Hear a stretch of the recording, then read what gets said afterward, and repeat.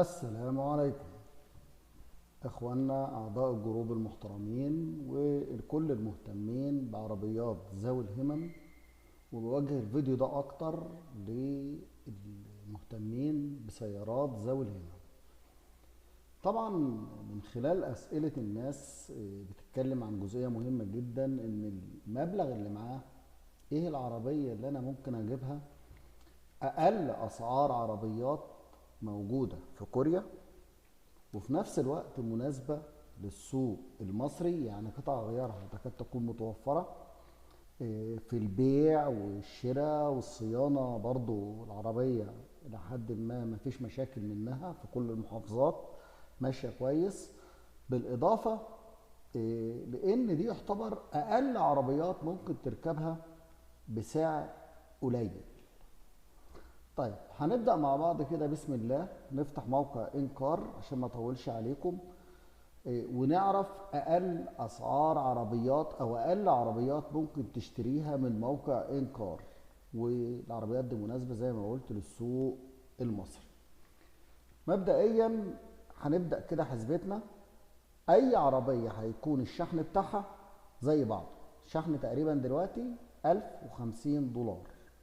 اي عربيه شحنها 1050 دولار، ده سعر الرورو، او بالتحديد 1040. ده اخر سعر كان وصل 1040 دولار، اللي هو سعر الرورو لحد مينا بورسعيد. يبقى اذا اي عربيه هتضيف لها فوق السعر اللي انت هتلاقيه على موقع انكار 1040 دولار شحن. والعمولات بقى دي انت والتاجر، في عمولة الميدو بي، في عمولة التاجر. طبعا هو التاجر بيبقى له فيدباك من العربية، فالعربيات الصغيرة دي مش هيبقى لها فيدباك كبير، مش هنقدر على التجار فيها قوي. خلينا باعتبار ان العمولات هنحسبها زي ما احنا بنحسب. احسب حوالي 600 دولار او 650 دولار اقل شيء عموله. والله اذا اجتهدت مع التاجر واداك اقل من كده، انت وشطارتك، اللي عموله الميدو بي واللي هي عموله التاجر. في تجار اتكلمت معانا ممكن توصل ل 250 دولار العموله. والله اللي عايز نوصله بيهم برضه موجودين، مفيش مشكله. خلينا من العمولات، احنا بنحسب السعر العربيه. احسب النهارده على سعر الدولار 700، سعر المليون وان بيعمل تقريبا 760 دولار. السعر بتاع النهارده 760 دولار تقريبا. هو يزيد ساعات، يزيد 770، ينزل ل 750، بيتراوح في الحدود. احسب حسبتك على المتوسط 760 دولار لكل مليون وان عشان تعرف سعر عربيتك كام. وفي فيديو انا عامله قبل كده بيوضح سعر بالنسبه للتحويل، ازاي انك تحول اي عربيه او تجيب اي، انك تعرف تحسب سعر اي عربيه بالكامل لحد ما توصل مصر. طيب نشوف بقى ايه ارخص عربيات على موقع انكار. اول عربيه بنتكلم عليها بالنسبه للعربيات اللي سعرها قليل وممكن بتناسب السوق المصري جدا، العربيه اللي هي شيفروليه كروز. عربية شيفروليه كروز طبعا في البحث بتاع العربيات سهل جدا ان انت توصل لشيفروليه كروز، ولكن في اختلاف في الاسم بتاعها شوية. طبعا عشان ما اطولش زمن الفيديو، انا بعمل كذا نافذة ان انا بشتغل عليهم عشان نجيب العربيات اللي احنا عايزينها. بخش سهل جدا بحث مركبة، وبغير البحث بتاع الشيفروليه. طيب انا عايز الشيفروليه كروز. كروز هنا اسمها رحلة بحرية، ترجمة طبعا حرفية من الانجليزي للعربي، هي جايبة الاسم كده. هي دي الشيفروليه كروز. طبعا كل موديلات الكروز اهي، في من 11، من 2011 2014، ل 2015 ل 2017. هناخد مثلا من 2011 ل 2014 دي اداني 109 عربيه. تمام، هم دول اللي ظهروا معايا في البحث. زي ما حضراتكم شايفين في حاجات 5 مليون ونص، في حاجات 4 مليون ونص، يعني بالمقارنة بالأسعار التانية 4 مليون و200، 3 مليون و9 من عشرة. كل العربيات دي موجودة معانا. بالنسبة للكروز، الكروز مثلا مهم جدا، العربية دي لقيت سعرها كويس، بس خلي بالك من حاجة في الكروز بالذات، مش كل العربيات 1600 سي سي. في عربيات في الكروز هتلاقيهم 1800 زي دي، واضحة من بدايتها حتى هي لو فتحت العربية. تمام، وطبعا الفحص مش موجود. لو دخلت في تاريخ التأمين بتاعها العربية اللي زي دي مع المواصفات العامة للسيارة مش هلاقي العربية دي الإزاحة بتاعتها كام؟ 1796. لا، فما تنفعش. فتدور دايما في الكروز انك تختار عربية تكون 1600. دي طبعا تربو 1400 زي دي كده اللي انا واقف عليها البيضة دي. تفتحها كده، تمام. طبعا فحص الاداء بتاعها موجود اهو. هنشوف الفحص، ما شاء الله موديل 2014. تمام. الكروز من العربيات البياعة في السوق المصري كويس جدا، العربية كويسة. تمام. هشوف بس تاريخ التأمين، المواصفات العامة للسيارة دي 1400 1362 يعني 1400 تربو. لا دي كويسة جدا، تقدر تنزل ذوي الهمم، تقدر تنزلها مفيش مشكلة. والعربية ممتازة جدا اهي. سعرها طبعا بالمقارنة لما تشوف الاوبشن بتاعها والعربية، لا ب 6 مليون و200 ارخص كتير. يعني تقريبا 4300 دولار هناك، على ما توصل مصر تبقى 6000، يعني تقريبا 300 الف جنيه او 300 واكتر من 300 وشويه.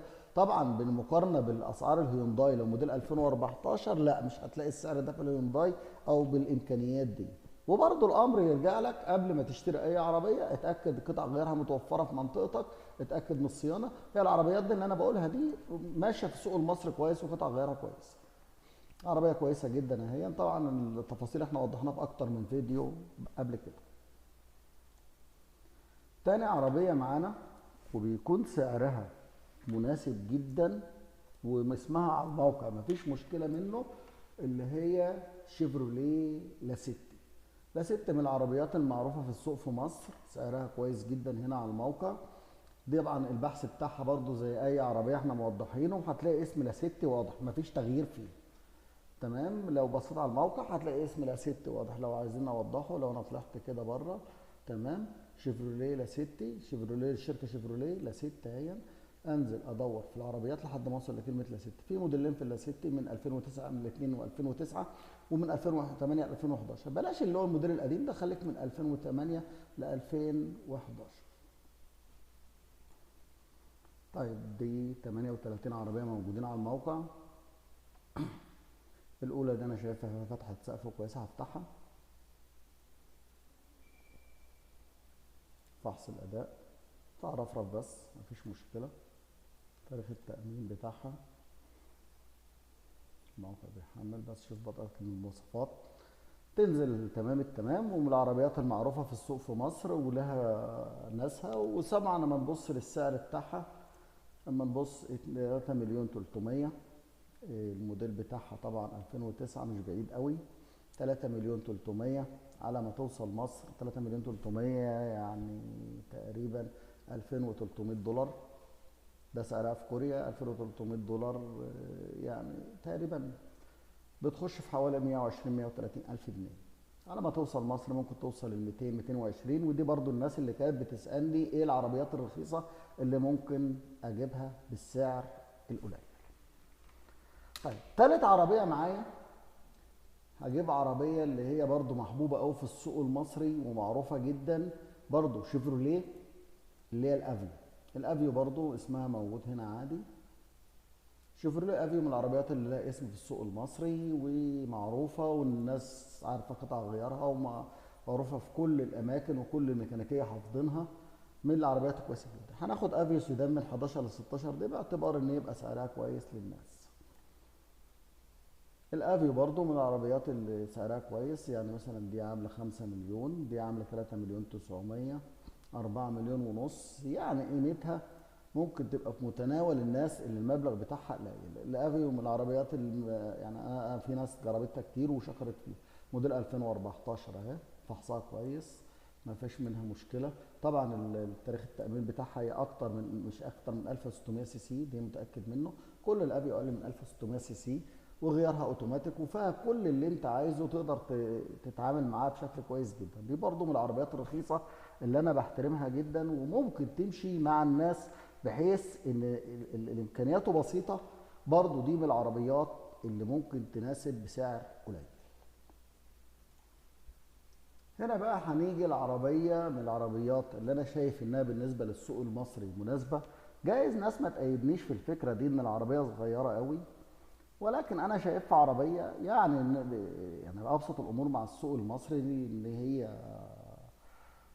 بياعه محبوبه جدا، حجمها صغير، بتسلك في اي حته، ان ممكن تركنها بسهوله لو الشارع حتى في الضيق بتسلك يعني. وتقريبا الازاحه بتاعتها مش كبيره زي العربيات التانية، يعني هتبقى موفره في البنزين. لا، شيفروليه سبارك. شيفروليه سبارك هنا على الموقع اسمها الشراره الجديده. طبعا الشراره الجديده اللي زي ما قلنا ان الترجمه ترجمه جوجل، هو بيترجم بمزاجه. هناخد مثلا موديل سبارك من 15 من 2011 ل 2015. تمام. السبارك عربيه صغيره. تمام. تكاد تكون ناس كتيره بترغبها عشان حجمها صغير. تمام. هنفتح عربيه منهم كده مثلا دي 4 مليون 350. شوف السبارك اللي فحص الاداء بتاعها الاول نشوفه. فيها رفرف وفيها كبوت. طبعا انا ما بقولش ان انت هتشتري دي، يعني احنا بنقول ايه، دي من ضمن العربيات اللي سعرها رخيص. احنا بنحاول نوضح كل الرخيص الموجود معنا. المواصفات العامه للسياره زي ما قلت دي ما بتكملش 1000 سي سي. يعني حضرتك اللي بيقتنع العربيه دي بتبقى موفره جدا في البنزين.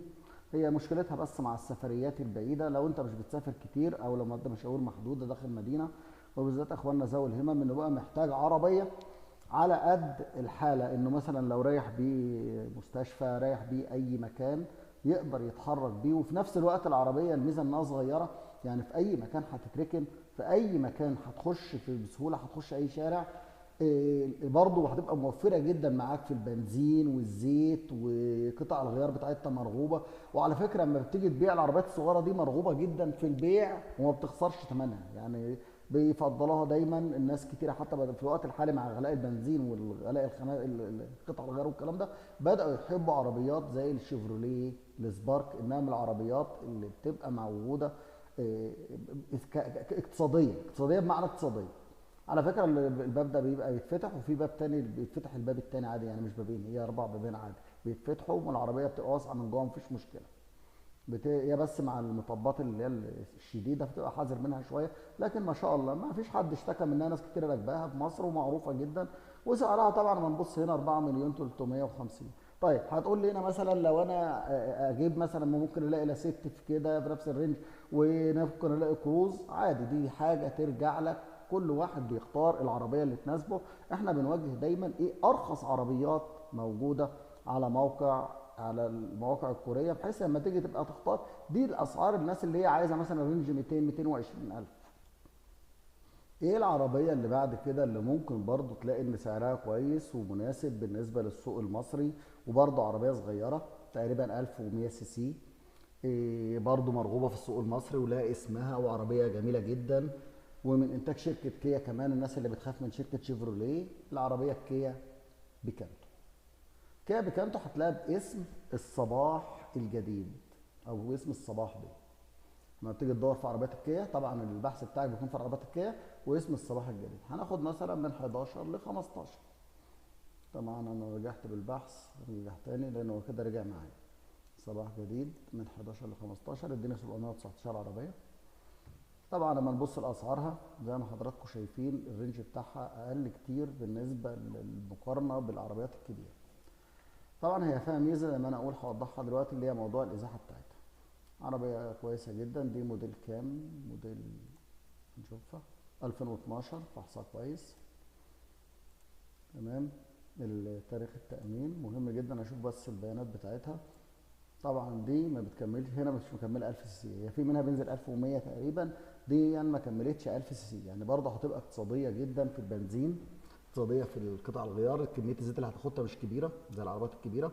وبرضه زي ما وضحنا في العربيات اللي فاتت ان في السبارك ان دي من العربيات اللي ممكن في اي مكان هتدخل، لو في شارع ضيق، لو في اي مكان عايز تركن، العربيه كويسه ومناسبه جدا للسوق المصري في البيع والكلام ده، ما فيش حد يعني، مرغوبه جدا. زي ما انتم شايفين البواب بتاعتها باينه، والعربيه ما شاء الله عليها بتبقى شكلها حلو. حتى يعني هي مناسبه لاخواننا ذوي الهمم زي ما قلنا اللي ما بيتحركوش كتير، او حتى لو عايز تسافر بقى مسافات بسيطه ما عادي تسافر ما فيش مشكله. ولو مسافات كبيره كمان، المهم حضرتك تبقى محافظ على عربيتك، خلاص هتمشي معاك ما فيش مشكله. يبقى بالنسبه للعربيه اللي معانا برضو الكيا بيكانتو، برضو من العربيات اللي هي سعرها قليل جدا بالنسبه لموقع انكار، وتمشي مع السوق المصري، وسعرها بسيط واقتصاديه في البنزين. اخر عربيه هتكون معانا، انا بدور على الاكس دي. انا طبعا بحاول اوقف الفيديو عشان ما اطولش الزمن قوي، عشان الناس ما تمل شويه بتشوف الفيديو. اخر عربيه انا كنت بدور عليها اللي هي الاكس دي. الاكس دي للاسف مش هتتوفر غير من خلال التجار، لان حتى الموقع انا مش شايف عليه اكس دي. يعني من 3 ل 6 دي لو دورت هتلاقي عربيه واحده بس. طبعا اكيد عربيه يعني بتتكلم في 3 مليون 600، معرفش لها فحص ولا لا. وفي الغالب بيبقى العربيات دي قليله جدا هناك يعني. برضه فيها بابين، موديل 2006 اللي هي الاكس دي. الاكس دي بالذات من العربيات اللي عايزه تيجي من خلال التجار نفسهم بقى، هم بيجيبوها من السوق من هناك او من المزادات. والمزادات على فكره انا يمكن ما اعرفش كنت نوهت عنها قبل كده ولا لا. موضوع المزادات متاح، بس مشكلته انك لازم تدفع الفلوس الاول طبعا دي، او يدفع جديه حاجه زي ما بيقولوا. هناخد كده الاتش دي باعتبار انها من العربيات اللي هي الجمل زي ما بيقولوا. الاتش دي من العربيات المعروفه في السوق المصري، وبرده سعرها كويس. موديلاتها بتبقى لحد 2010 تقريبا بالنسبه لكوريا. اسعارها 4 مليون ونص، 4 مليون 900، قريبه برضو من الاسعار اللي احنا شفناها في العربيات الصغيره. يعني ممكن اللي مش عايز مثلا يجيب عربيه من الصغيرين، لا الاتش دي من العربيات الحلوه اللي ممكن تعتمد عليها بالنسبه للشوارع في مصر. دي مثلا 4 مليون 500 معقوله سعرها. طبعا فرافين اتنين فيهم مشاكل. شوف في حاجه تحت، بس اهم حاجه لا مفيش حاجه الحمد لله. طبعا مش هنخش في الفحص بتاعها كله. حاجه العربيه هنعرفنا في الفيديوهات اللي قبل كده ازاي تفحص العربيه بالكامل. المهم بس انك تعرف انت هتختار ايه، يعني ايه العربيات اللي انت بتختارها. تمام. دي بالنسبه للاكس دي. بالنسبه للهيونداي بانواع الاكس دي والاتش دي، برضو من العربيات اللي ممكن تلاقيها بسعر كويس على الموقع كيا فورتي. دي الى حد ما سعرها كويس ومرغوبه في السوق المصري، وعربيه كويسه جدا وما شاء الله عليها بياعه. هناخد من 2008 ل 2013 كده. طبعا في اكتر من شكل منها. هتلاقي برضو اسعار كويسه. 3 مليون 300، 5 مليون. 3 مليون 300 ده اعتقد هتكون العربيه ملهاش فحص او فيها مشاكل. فيها فحص؟ لا والله ده لا فحص. بس طبعا في خبطه في الشنطه، والله تقدر تتغاضى موديل 2009. لا دي بلاش. لما بلاقي العربيه بالشكل ده واضح جدا انها حادثه، وحادثه كبيره يعني. والله اللي عايزها، هي العربيه عموما هناك بتتعمل كانها طالعه من، يعني بتتعمل في توكيلها، يعني لما بتصلح بتصلح في توكيلها. بس دي هتخسرك كتير في البيع، انا بقول الصراحه عشان برضو ايه يبقى الناس عارفه. هناخد ام 5 مليون ونص. دي برضو قريبه من الاسعار التانيه اللي احنا شفناها. يعني باب والرفرف ما يبهاش قوي. عربيه موديل 2013 ما شاء الله، العربيه حلوه معقوله. ممكن من العربيات اللي هي ايه انت تشتغل عليها، بياعه في السوق المصري ولها اسم، ويعني محبوبه في السوق المصري، ولو بعت بتجيب فلوس، وقطع غيارها متوفره، واسعارها رخيصه على الموقع. تقدر برضه ترنج ال 250 300 الف ممكن تجيب العربيه. اقل من 200 الف في الاسعار الحاليه اعتقد هيبقى الموضوع صعب جدا. ال 200 الف انا بنحاول ممكن مثلا لانسر من الامارات، وهتبقى موديلات 2008 و2009. ودي برضو انا شخصيا انا مش مقتنع بها كعربيه اللي هتقعد ال5 سنين وتيجي تبيع، بس في ناس ظروفها بتضطر ليه. خلينا الموضوع اللانسر والكلام ده، خلينا بس على موقع انكار. دي اقل اسعار ممكن تلاقيه. طيب فاضل حاجه بس بسيطه. الناس اللي عايزه اس يو في، في اس يو في حاجتين اتنين على موقع انكار ممكن تجيبهم، اللي هم السعر الرخيص، اللي هم العربيات العاليه. الناس اللي راغبه في العربيات العاليه، اول عربيه اللي هي شيفروليه تراكس. العربيه دي انا رايي انها هتنتشر في السوق المصري جدا، واسعارها كويسه جدا في الموقع. طبعا هي مش رخيصه زي مش رخيصه مثلا زي يعني زي الاسعار دي، بس هتكون اغلى. بس بالنسبه للاس يو في هي عربيه كويسه. شيفروليه التراكس اسمها طبعا موجود تحت اهي. دي من العربيات الاس يو في. الناس اللي بتحب تركب عربيات عاليه، برضه في ناس اخواننا من ذوي الهمم بيبقى دايما مركز انه عايز عربيه عاليه لظروفه، ما يعني ربنا يديهم الصحه يا رب. التراكس مثلا ل 13 ل 16 العربيات بتاعتها يعني هتلاقي سعرها في المقارنه بالاس يو في يعني اقل كتير من مثلا من حاجه زي السبورتاج او التوسان او الكلام ده. دي تكاد تكون اقل عربيه في السعر، او بيسموها اس يو في الغلاب. يعني عربيه زي دي ب 6 مليون 65. شوف الفحص بتاعها، والله ما فيهاش غير يعني ما فيهاش غير باب تمشي امورها. يعني عربيه زي دي ناس كتيره من اخواننا ذوي الهمم يقول لا انا عايز العربيه عاليه، لان انا ما ينفعش ما اقدرش اركب عربيه واطيه، عايز عربيه عاليه، وفي نفس الوقت عشان المطبات كمان. عادي دي يمكن اقل عربيه سعرا في الاس يو في. تفاصيلها بقى تقدر تعرفها، هي عموما ما بتزيدش عن 1400 سي سي. يعني لو شفنا تاريخ التامين بتاعها، المواصفات العامه للسياره 1362 1400، في منها تيربو وفي منها عادي. طبعا دي تفاصيلها كتيره، التربو والعادي، خلينا بس دي اقل عربيه ممكن تركبها اس يو في. يبقى اذا في الفيديو ده وضحنا ايه العربيات اللي ممكن تركبها بسعر قليل من المواقع الكوريه. اتمنى ان يكون الفيديو مفيد. واي استفسارات انا معاكم على الجروب ان شاء الله، وتواصل خاص، انا يعني بتواصل مع كل الناس، معذره لو ما فيش رد في نفس الوقت بكون مشغول وكده، وبرد على كل الناس ان شاء الله. شكرا لكم جميعا، وربنا يوفق كل واحد لما يجيب عربيته، والقاكم على خير ان شاء الله في فيديوهات اخرى. سلام عليكم.